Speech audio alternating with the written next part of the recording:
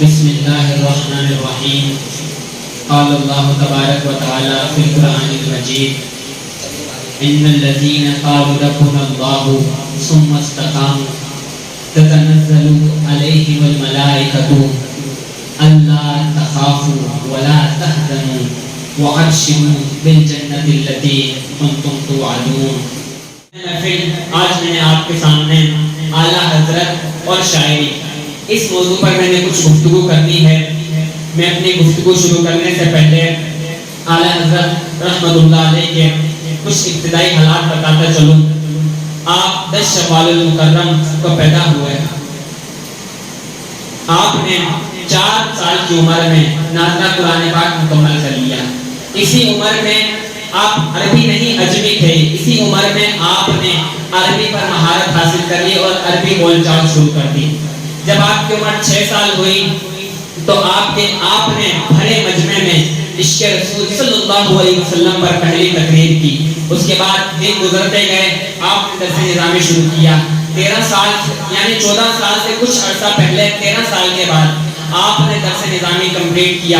اور درس نظامی کمپلیٹ کرنے کے بعد آپ نے اسی سن میں تخصص فی الفقہ کیا اور آپ کے والد محترم نے آپ کو افتاء کی اجازت دی اور آپ نے 14 برس سے بھی پہلے فتویٰ جاری کر دیا. حاضرین محفل، اعلیٰ حضرت کی تصنیفات کم و بیش 1000 سے زائد ہیں، جن میں سر فہرست فتاوی رضویہ، تمہید الایمان، الدولۃ المکیہ اور کنز الایمان وغیرہ وغیرہ ہیں. حاضرین محفل، پہلے تحقیق ہوئی کہ اعلیٰ حضرت کو یعنی اعلیٰ حضرت ایسی شخصیت ہے جن کی ذات پر آج کے دور میں پی ایچ ڈی کرتے ہیں. بڑے بڑے اسکالر آپ کی ذات پر پی ایچ ڈی کرتے ہیں. حاضرین محفل، اعلیٰ حضرت کی ذات پر تحقیق ہوئی کہ انہیں کتنی زبانیں اور کتنے علوم حاصل تھے. پہلی تحقیق ہوئی کہ اعلیٰ حضرت کو 25 علوم حاصل تھے. کچھ عرصہ گزرا، دوسری تحقیق سامنے آئی کہ امام اہل سنت کو کم و بیش 75 علوم پر مہارت آتی تھی. پھر کچھ عرصہ گزرا، پھر دوبارہ تحقیق ہوئی تو سامنے آیا کہ آپ کو 105 علوم پر مہارت حاصل تھی. اب اس دور کی تحقیق کے مطابق پتہ چلا کہ اعلیٰ حضرت کو کم و بیش 500 علوم پر مہارت حاصل تھی. حاضرین محفل، تو آئیے اعلیٰ حضرت کی شاعری کی طرف چلتے ہیں. اعلیٰ حضرت کی جو شاعری ہے اس میں آپ کو قرآن و حدیث کے تشریح کے علاوہ کچھ نہیں ملے گا. اعلیٰ حضرت سے کسی نے ایک بار کہا کہ حضور آپ نے نعتیں تو بڑی لکھی ہیں، کبھی حمد بھی سنائیں. تو اعلیٰ حضرت کا قلم جوش میں آیا. آپ نے لکھنا شروع کیا. وہی رب ہے جس نے تجھ کو ہمت کرم بنایا، ہمیں بھیک مانگنے کو تیرا راستہ بتایا. اب اس کا قرآن حدیث سے کیا تعلق؟ رب العزت قرآن میں ارشاد فرماتا ہے کہ اے محبوب، جب مومن اپنی جانوں پر ظلم کر بیٹھیں اور آپ کی بارگاہ میں آ کر توبہ کریں تو ان کے لیے آپ سفارش کیجیے. آپ کا رب آپ کے لیے آپ کی وجہ سے ان کی بخشش فرمائے گا. اس پورے منظر کو اعلیٰ حضرت نے شعر میں سمیٹتے ہوئے کہا، وہی رب ہے جس نے تجھ کو ہمت کرم بنایا، ہمیں بھیک مانگنے کو تیرا راستہ بتایا. یعنی کل اللہ کی حمد رہے ہیں اور اس نے بھی حضور کی نعت پڑھ رہے ہیں. یہ تھا اعلیٰ حضرت کا عشق رسول. آگے لکھتے ہیں، یہی بولے سدرہ والے چمنے جہاں کے تھالے. یہ واقعہ کچھ یوں ہے کہ ایک بار حضرت جبرائیل علیہ السلام حضور صلی اللہ علیہ وسلم کی بارگاہ میں حاضر ہوئے. عرض کی، یا رسول اللہ، میں نے دنیا دیکھی ہے، کلبت مشارق الارض ومغاربہا فلم ارى رجلا مثلک یا محمد صلی اللہ علیہ وسلم. عرض کی، یا رسول اللہ، میں نے ساری دنیا دیکھی ہے لیکن آپ سے کوئی نہیں دیکھا. اسی پورے منظر کو اعلیٰ حضرت نے ایک جملے میں لکھا. لکھتے ہیں، یہی بولے سدرہ والے چمنے جہاں کے تھالے، سب میں نے چھان ڈالے تیرے پائے کا نہ پایا، تجھے جگ جگ بنایا، تجھے حمد ہے خدایا، تجھے حمد ہے خدایا. ایک بار امام اہل سنت ایسے ہی بیٹھے تھے، احساس ہوا کہ میری کوئی چیز گم ہو گئی ہے. یعنی جیسے ہم یہاں بیٹھے ہوں اور ہماری جیب سے کوئی بٹوا وغیرہ گم ہو جائے تو احساس ہوتا ہے کہ کہاں گئی وہ چیز. ہم ایک دوسرے سے کہتے ہیں، یار میری چیز ڈھونڈو. ایسے ہی اعلیٰ حضرت کو احساس ہوا کہ میری کوئی چیز گم ہو گئی ہے. اعلیٰ حضرت نے اس شعر میں بتائی ہے کہ چیز کیا گم ہوئی. اعلیٰ حضرت فرماتے ہیں، ارے اے خدا کے بندو کوئی میرے دل کو ڈھونڈو، ارے اے خدا کے بندو کوئی میرے دل کو ڈھونڈو. میرے پاس تھا ابھی تو جانے کھو گیا کہاں یہ، نہ کوئی گیا نہ آیا مجھے کیا ہوا خدایا. اس کا جواب اگلے مصرع میں خود ہی دیتے ہیں، ہمیں اے رضا تیرے دل کا پتہ چلا بمشکل. یعنی بڑی سوچو بچار کی، پھر پتہ چلا کہ دل ہے کہاں. لکھتے ہیں، ہمیں اے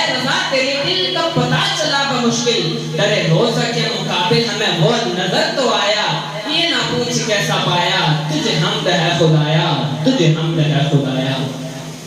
اسی طرح بہت مشہور واقعہ آپ نے اعلیٰ حضرت کی شاعری کے بارے میں سنا ہوگا کہ اعلیٰ حضرت حضور صلی اللہ علیہ وسلم کی نعت شریف کے علاوہ کسی کی ذات پر شاعری نہیں کرتے تھے۔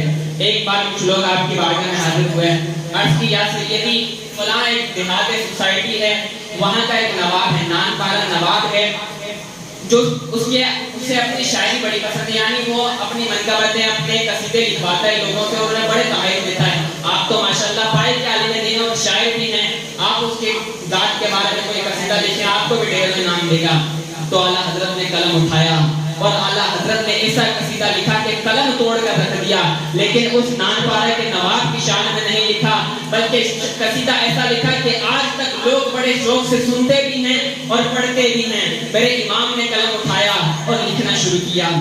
لکھتے ہیں وہ کمال حسن حضور ہے کہ گمان نقص جہاں نہیں، وہ کمال حسن حضور ہے کہ گمان نقص جہاں نہیں، یہی دھول خار سے دور ہیں، یہ شمع ہے کہ دھواں نہیں، تیرے آگے یوں ہے دبے لچے فصحا عرب کے بڑے بڑے، کوئی جانے منہ میں زبان نہیں بلکہ جسم میں جان نہیں۔ اور آخر میں پورا کلام لکھنے کے بعد آخر میں اس نان پارے کے نواب کا بھی ذکر کیا، لیکن اس کا قصیدہ نہیں بلکہ اس کی دھجیاں اڑا کے رکھ دی۔ میرے امام لکھتے ہیں کروں مدح اہل دول رضا، پڑے اس بلا میں میری بلا، یعنی اے رضا پیسے والوں کی چاپلوسیاں کرتا پھرے کہ یہ ہے عشق رسول، یعنی نان پارے کا بھی ذکر کیا ہے اور دھجیاں اڑا کے رکھ دی۔ کہتے ہیں کروں مدح اہل دول رضا، پڑے اس بلا میں میری بلا، میں گدا ہوں اپنے کریم کا، میرا دین پارا نان ہی۔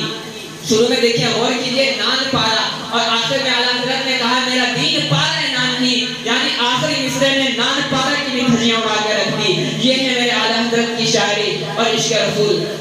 سامعین محترم ہم سنتے تو بڑی ہے حدیث، لیکن آپ میرے حضور صلی اللہ علیہ وسلم نے فرمایا لا یؤمن احدکم حتی احب الیہ من والدہ وولدہ والناس اجمعین، کہ تم میں سے کوئی شخص اس وقت تک مومن نہیں ہو سکتا جب تک میں اسے اس کے باپ سے، اس کی اولاد سے اور تمام لوگوں سے محبوب نہ ہو جاؤں۔ اب ہم سنتے تو بڑی ہی یہ حدیث اور کہتے بھی دعویٰ کرتے ہیں، آئیے خود سوچیں اپنے بارے میں کہ کون ہے ایسا جو حضور صلی اللہ علیہ وسلم کو اپنے ماں باپ اور تمام لوگوں سے زیادہ محبت کرتا ہو۔ اگر اس کا آئیڈیل دیکھنا ہو، اس کا نمونہ دیکھنا ہو تو میرے امام احمد رضا کو دیکھو، وہ بطور خود انسٹیٹیوٹ ہے، یعنی آپ خود ادارہ ہیں۔ اور ایک بات یاد رکھیں کہ اعلیٰ حضرت کا اپنا کوئی مسلک نہیں، اعلیٰ حضرت میرے غوث الورا رضی اللہ عنہ اور شیخ مجدد الفسانی کے مذہب کو لے کے ہی آگے بڑھایا۔ اعلیٰ حضرت کا کوئی نیا مذہب نہیں، یہی تھا وہ عشق رسول۔ اعلیٰ حضرت نے دکھا دیا لوگوں کو کہ عشق رسول یہ چیز ہوتی ہے۔ آئیے اب اعلیٰ حضرت کا تذکرہ ہو اور مدینے کا تذکرہ نہ ہو تو بات انکمپلیٹ رہتی ہے۔ اعلیٰ حضرت کی ہے آپ حج کے لیے روانہ ہوئے اور مدینہ پہنچے تو اپنے خلیفہ مولانا ضیاء الدین مدنی کے گھر قیام کیا۔ مولانا ضیاء الدین مدنی صاحب فرماتے ہیں کہ اعلیٰ حضرت دن رات حضور صلی اللہ علیہ وسلم کی جالیوں کے پاس کھڑے رہتے اور درود شریف پڑھتے رہتے۔ ایک بار اعلیٰ حضرت نے شعر لکھنا شروع کیا وہاں۔ اعلیٰ حضرت لکھتے ہیں کہ اٹھا دو پردہ دکھا دو چہرہ کہ نور باری حجاب میں ہے۔ کہا مولانا ضیاء الدین جو آپ کے خلیفہ تھے، کہا آج تو میرا دل کر رہا ہے، میری تمنا ہے کہ حضور صلی اللہ علیہ وسلم مجھے دیدار کروا دیں۔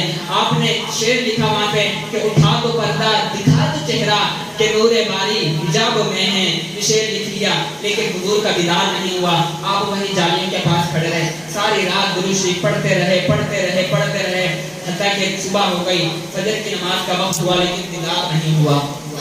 فجر کی نماز کا وقت ہو گیا لیکن دیدار نہیں ہوا۔ مولانا ضیاء الدین مدنی صاحب فرماتے ہیں کہ میں وہیں موجود تھا۔ اعلیٰ حضرت سے مجھے مخاطب کیا اور کہنے لگے اے ضیاء الدین میں بھی کیسا ہوں، یعنی میں کتنی بڑی حضور سے دعویٰ کر بیٹھا، یعنی بڑے بڑے لوگ پھر رہے ہیں، پھر بھی میں دعویٰ کر بیٹھا کہ مجھے دیدار کروائیں۔ پھر اعلیٰ حضرت نے ایک اور کلام لکھا، کہتے ہیں وہ سوئے لالہ زار پھرتے ہیں تیرے دن اے بہار پھرتے ہیں۔